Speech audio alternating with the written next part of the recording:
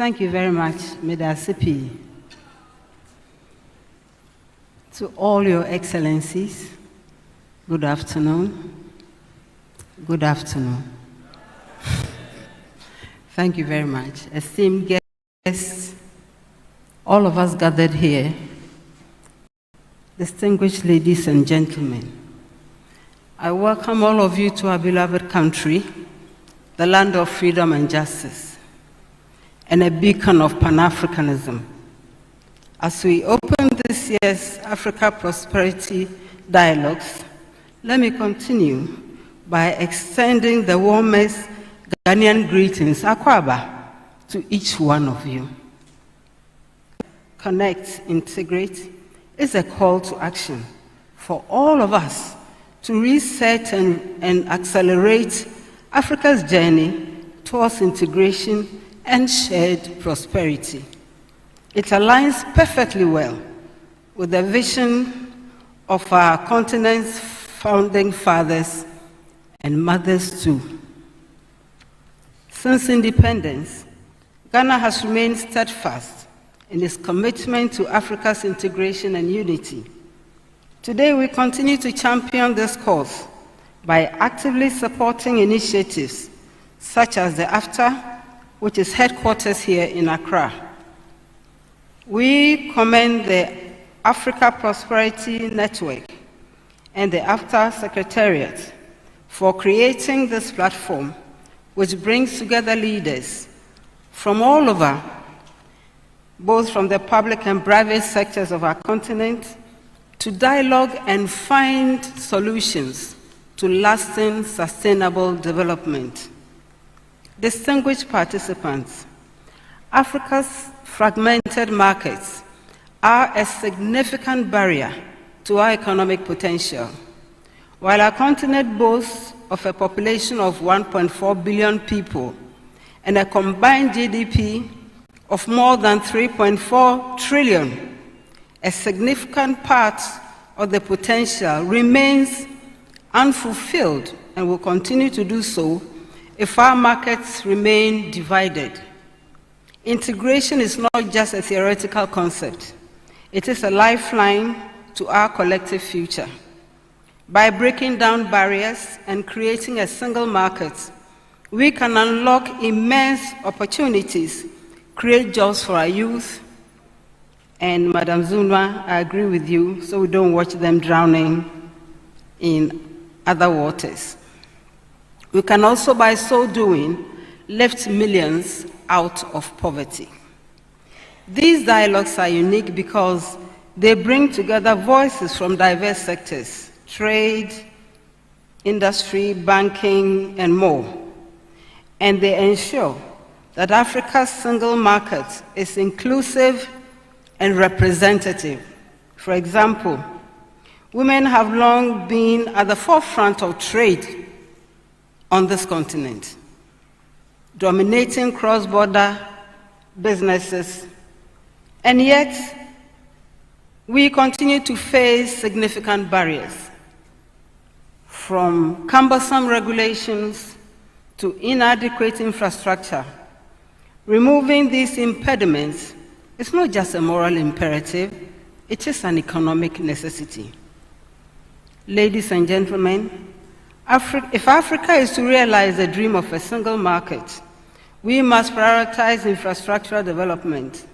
Without transportation and means of it, without energy systems that connect our cities, our countries, our regions, without the movement of goods and services in guaranteed ways, people might remain, or our hopes might remain, a challenge. Research from the World Bank emphasizes that while Africa has made significant strides in this area, and a critical challenge still remains, and which is the lack of interconnectedness across our infrastructure networks, caused by a fragmented approach to policy. Furthermore, power remains the continent's most pressing infrastructure gap, with over 30 countries experiencing frequent power outages. For example, Historically, infrastructure development has been shouldered almost exclusively by governments. However, the time has come to forge stronger partnerships with the private sector. Working together, we can bridge these gaps and drive both growth and transformation. Here in Ghana, we have made significant strides in developmental projects. Our airport is one of the best on the continent, I submit.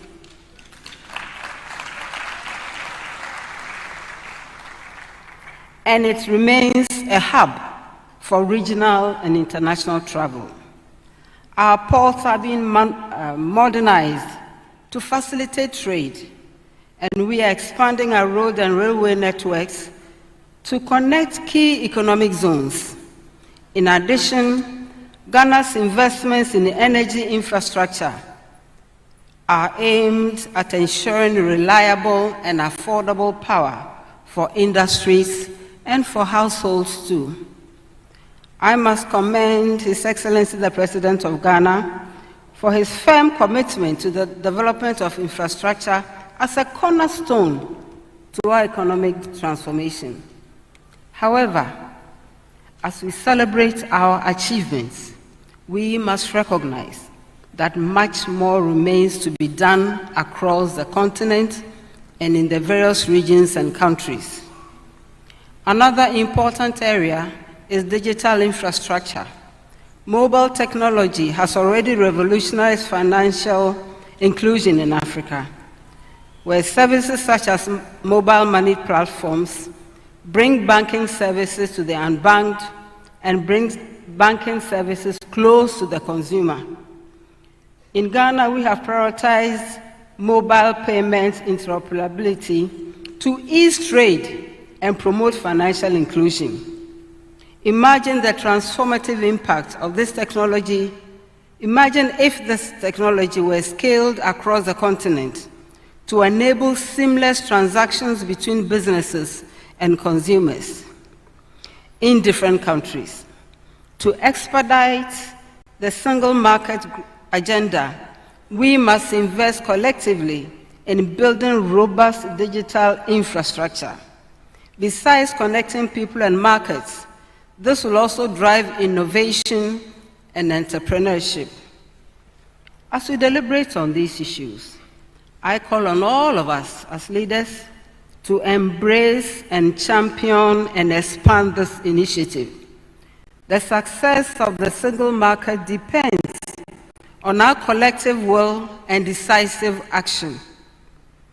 We must accelerate progress to ensure that Africa's gains are realized for this and for the future generations.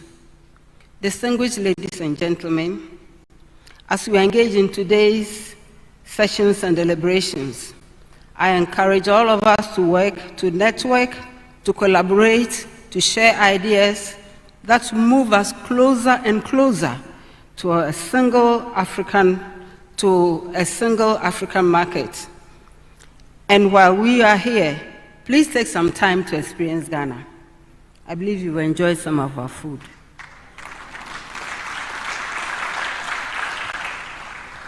Enjoy our unique perspectives, enjoy our unique people, and I know that even more delicious cuisine awaits you at the end of today.